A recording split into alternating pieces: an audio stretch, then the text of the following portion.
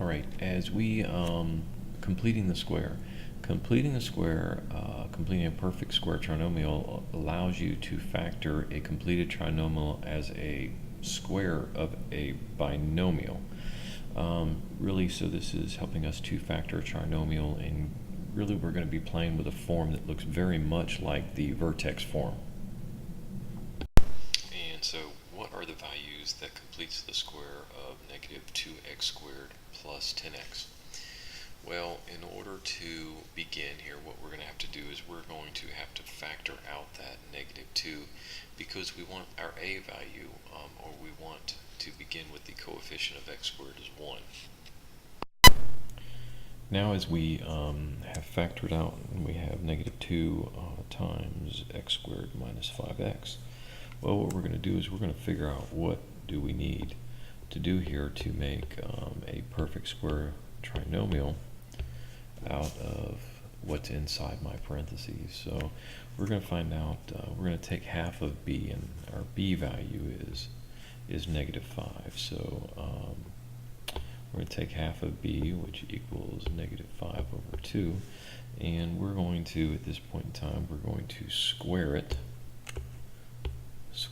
and that is going to give us 25 over 4. So that is the value that allows us to complete our square, perfect trinomial square. Now continuing on with our factoring of this now perfect trinomial square, we know that x squared minus 5x plus 25 over 4 is the same thing as x minus 5 halves squared. And there we go, there's our perfect square trinomial. But now when we look at what is the value that completes that square, our original square, well, let's look at this second line right here. Well, I did find what, when I had half of b and I squared it, it became 25 over 4, but we do have this negative 2 out here that we would end up having to distribute to it. So really, the value that completes that square is going to be negative 2 times 25 over 4, which is going to be negative 25 over 2. That is the value that would have completed the square in the end. Alright, if I take these other examples here, and if I'm looking for the value that's going to complete the square, that's what I'm going to do for all of these. So if I take, for if I take half of b, so b is 2 over 2, which is going to be 1. So half of b is 1, and then if I were to take that and square it, I know I get 1. So now we would have a perfect trinomial square, and that could be factored as x plus 1 times x plus 1, or we know that would also be rewritten as x plus 1 squared. There's that binomial square. Alright, looking at b, take half of b, which is going to be negative 10 over 2, which is negative 5. And then I'm going to take negative 5 and I'm going to square it, and that gives me 25. So I know then that that is going to be 25 to complete the square. So I have x minus 5 squared is in the factored form. And then last but not least, see here I have, what I have here is a mess up. So, sorry, that was supposed to be, all along that should have been minus 24. So b is negative 24, so negative 1/2 of negative 24 is going to be negative 12, and then negative 12 squared is going to be positive 144. One thing you may notice is that when we were completing all our squares, those c values were always positive, because whether we have a positive or negative number that we square, it's going to become a positive number. Alright, so solve 2x squared plus 12x minus 2 equals 0 by completing the square. I want to begin by writing that with my variables on one side and then my numbers or my constants on the other.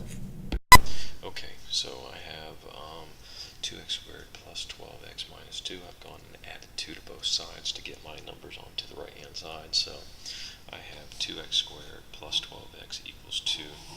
And now what I want to do is I'm going to divide everything by 2 because I want my a value to be 1.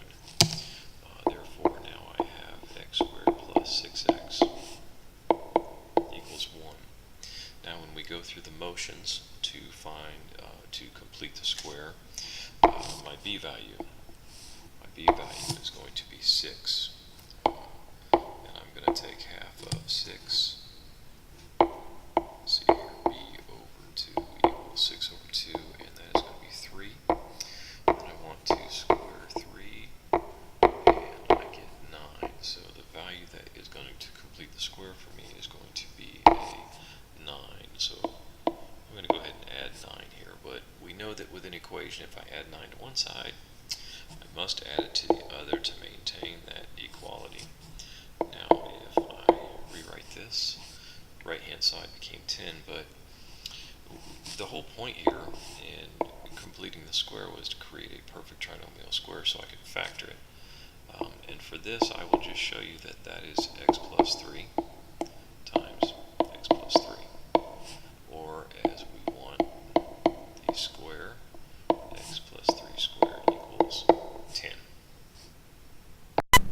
Okay, now to continue solving, of course, one thing we've talked about in class are our inverse operations, and those vary depending on the operation, but we know that inverse to addition is subtraction, inverse to multiplication is division, and we've started talking about the inverse to x squared, or a squared item is going to be the square root.